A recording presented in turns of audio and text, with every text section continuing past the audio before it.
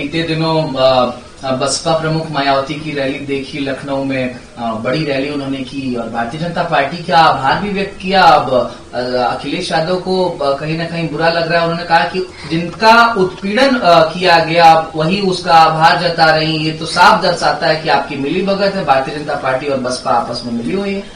देखिए, श्री अखिलेश यादव जी का जो राजनीतिक भविष्य है वो अंधकार में है।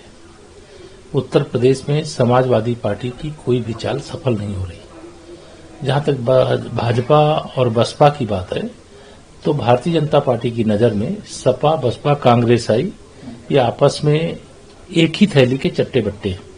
भारतीय जनता पार्टी न इनके साथ मिलकर के कोई चुनाव जीती है, न जीतना चाहती है। भारतीय जनता पार्टी स्वयं और हमारे जो एनडीए के साथी हैं उनके साथ हम मिलकर के लड़े हैं, जीते हैं और आगे भी जीतेंगे।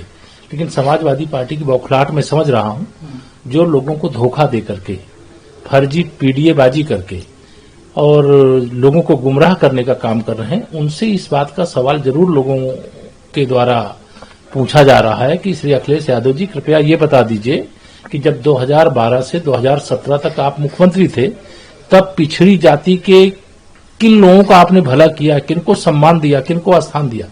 जब देश के प्रधानमंत्री पिछड़ी जाति के बन गए, जब पिछड़ी जाति के लोगों ने भारतीय जनता पार्टी को अपनी पार्टी मान लिया, तब आप बौखला गए। आपको लग रहा है कि अब जो MY वाला समीकरण है उससे न सत्ता मिलेगी, न सिंहासन मिलेगा, न राजनीति में भविष्य बचेगा।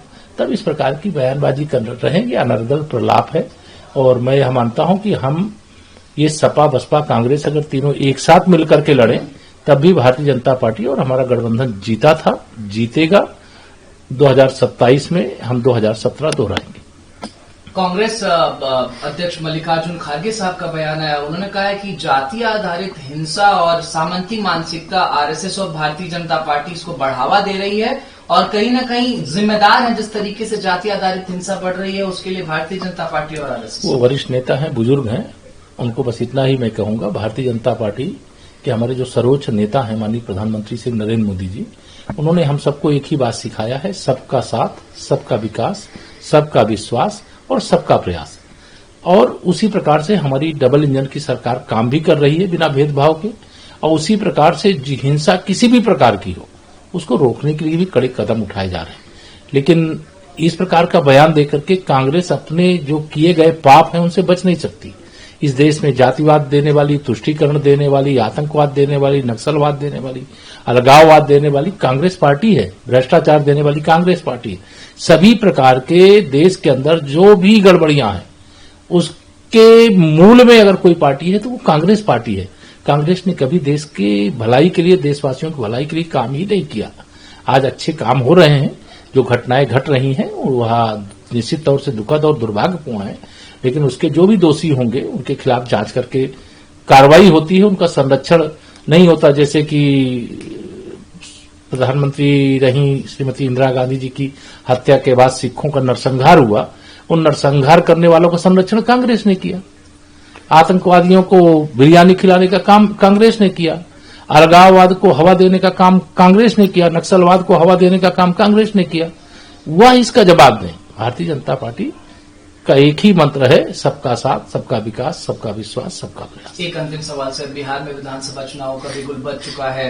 अब तो नेता प्रतिपक्ष तेजस्वी प्रसाद यादव का बयान आ गया है, वो कह रहे हैं कि जिस घर में सरकारी नौकरी नहीं है, सरकार बनने के 20 दिन के भीतर, अभी तो सरकार नहीं बनी है, 20 दिन के भीतर हर परिवार में एक सरकारी नौकरी दी जाएगी। देखिए, श्री तेजस्वी यादव जी का जो बयान है वह तो खोखला है पूरी तरीके से, लेकिन मुझे डर है कि कहीं कुछ लोग लालच में आकर के अपनी जमीन न तेजस्वी यादव जी के नाम लिख दें, क्योंकि जमीन के बदले नौकरी देने का उनके परिवार के ऊपर आरोप लगा हुआ है, उस पर मुकदमा भी चल रहा है। और इस प्रकार की घोषणा करना, जिस घोषणा करना कोई सिर है ना कोई पैर है, कोई जो नौकरी देश भर में एक साथ इतनी नहीं दी जा सकती, वो बिहार के लोगों को देने का वादा कर रहे हैं। बिहार इस समय भारतीय जनता पार्टी की अगुवाई में जो हमारा राष्ट्रीय जनतांत्रिक गठबंधन एनडीए है उसके साथ खड़ा है और हम लोग तो चुनाव वहां लड़ ही रहे हैं। लेकिन माननीय नरेंद्र मोदी जी के हाथों को मजबूत करने के लिए श्री नीतीश कुमार जी को फिर से मुख्यमंत्री बनाने के लिए वहां की जनता एनडीए का चुनाव लड़ रही है और बहुत बड़ी विजय हम लोग वहां प्राप्त करने जा रहे हैं। इसलिए इस प्रकार के वादे कर दिए, वो सोचे भी नहीं होंगे कि हम ये वादा करेंगे तो उससे सवाल आएंगे। बिहार का हर युवा हंस रहा है आज कि तेजस्वी यादव जी के अंदर अगर राजनीतिक गंभीरता होती तो जो किया जा सकता है मैक्सिमम वह वादा करते, जो किया ही नहीं जा सकता है, संभव ही नहीं है, ऐसा वादा उन्होंने करने का काम किया। और खतरा तो बिहार के कई भोले भाले नौजवान राष्ट्रीय जनता दल और कांग्रेस की अगुवाई वाले इस महागठबंधन के जाल में न फंस जाए, चाल में न फंस जाए, और लोगों की जमीन कहीं राष्ट्रीय जनता दल के विधायक, सांसद और जो उनके पदाधिकारी, जो उनके गुंडे, जो उनके अपराधी, उनके माफिया लिखाना न शुरू कर दें। चिंता इस बात की।